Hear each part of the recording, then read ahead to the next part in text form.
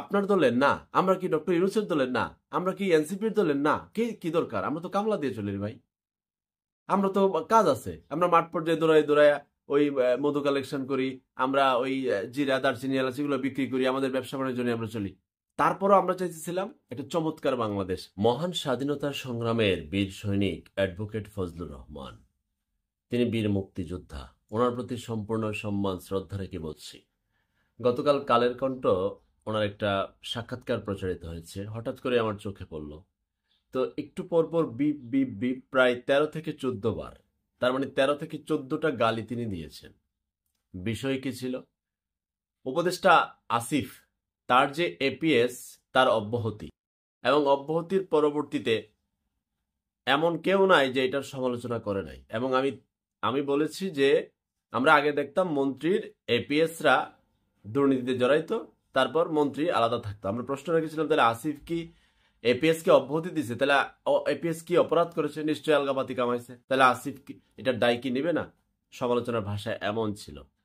জনাব ফজলুর রহমান এই জায়গাটাকেই সমালোচনা করেছেন। তিনি রাজনীতিবিদ, রাজনৈতিক সমালোচনা ওনার একান্ত অধিকার আছে, একজন মুক্তিযোদ্ধা হিসেবে কথা বলার একান্ত অধিকার আছে। কিন্তু এই সমালোচনার ভাষায় তিনি এমন ভাষা ব্যবহার করেছেন যে কালের কণ্ঠ ম্যানেজমেন্ট এখানে বিপ দিতে বাধ্য হয়েছে এবং একের পর এক বিপ বিপ বিপ বিপ 13 বার। আরো বেশি হতে পারে, কম বেশি হতে পারে। তো আমার প্রশ্ন হচ্ছে, এমন এমন ভাবে কি গালি দেওয়া একজন রাজনৈতিক ব্যক্তি, একজন মুক্তিযোদ্ধার শোভা পায় কিনা? উত্তর হচ্ছে না। আমি কমেন্ট সেকশনে গেলাম, সবাই বলছে সমালোচনা অবশ্যই করবেন, মহান স্বাধীনতা সংগ্রামের লড়াইয়ের অগ্রগামী সৈনিক আপনি, এবং আপনি খুব স্পষ্ট কথা বলেন, এটাও আমরা জানি। বাট আপনি সমালোচনা গিয়ে গালি কেন দিলেন? আপনার 70 বছর বয়সের একজন পরীক্ষিত অনেক বড় রাজনীতিবিদ, ছাত্র জীবনের লড়াকু সৈনিক, ছাত্র আন্দোলনের সৈনিক, বহু সংগ্রামের ইতিহাসের সাথে আপনার নাম জড়িত। তো এত গালি কি দেয়? এবং এই গালির এই যে সিস্টেম, তাহলে পরবর্তী রাজনীতিবিদ যারা, তারা কি শিখবে বলেন তো? এই দেশের মালিক কে? আপনারাই তো।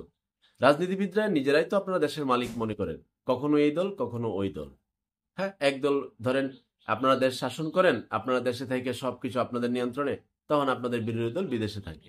আবার যখন আপনারা বিদেশে যাবেন, ওরা এসে দেশ পরিচালনা করবে। মাঝখানে তো জনগণ তো আর কেউ না। জনগণ ভ্যাট দিবে, ট্যাক্স দিবে, চান্দা দিবে, কষ্ট সহ্য করবে, আর মাঝে মধ্যে চেতনা জেগে দেশপ্রেম বিলিয়ে দিবে। আর দেশপ্রেম বিলিয়ে দিয়ে ছাত্র জনতা মারা যাবে, নেতাও মরবে না, তার আত্মীয় মরবে না।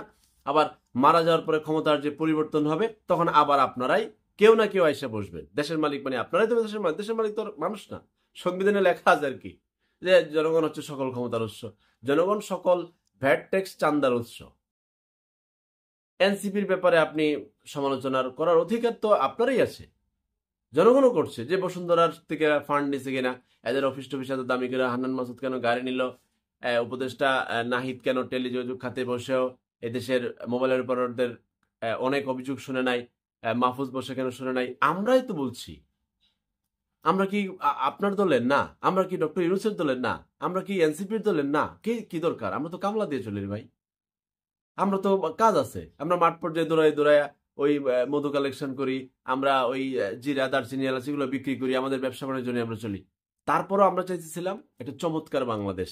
ওই ইউরোপের বিভিন্ন দেশ আমরা গল্প শুনি যে ওইখানে আইন সবার জন্য সমান, কিন্তু বাংলাদেশে দিয়ে আইন ব্যক্তি পর্যায়ে নানান খেলা করে। আমরা চাইছিলাম চমৎকার এক বাংলাদেশ, এই যে প্রতিহিংসা মুক্ত বাংলাদেশ, প্রতিহিংসার রাজনীতি বন্ধ হোক, দুর্নীতি বন্ধ হোক, সিন্ডিকেট বন্ধ হোক। আমরা এই জন্য কথা বলি। আর রাজনীতি হচ্ছে সকল দুর্নীতির গুরু। এই জন্য চাচ্ছিলাম রাজনীতিটা সুন্দর হোক, দলের মধ্যে সংস্কার হোক, ব্যক্তির নেতার মধ্যে সংস্কার হোক, গালিগালাজ বন্ধ হোক, প্রতিহিংসা বন্ধ হোক। কই পাইতো? কিছুই হয় না, উল্টা প্রতিপক্ষের গালিগালাজ। তো আশা করি জনাব আপনি সমালোচনা করবেন, মন্তব্য করবেন, এভাবে গালিগালাজ করিয়েন না। 13-14টা বিপ দেয় একজন রাজনৈতিক পরীক্ষিত বর্ষিয়ান নেতার বক্তব্যে, এটা কমেন্ট দেখে খুব খারাপ লাগছে। এমন ভাবে আপনাকে গালি দিচ্ছে, কারণ আপনি সুযোগ করে দিচ্ছেন। কেন আপনাকে দিবে? একজন বীর মুক্তিযোদ্ধা তো আপনি। তো আশা করি ভবিষ্যতে আরো মার্জিত ভাষায় সমালোচনা করবেন।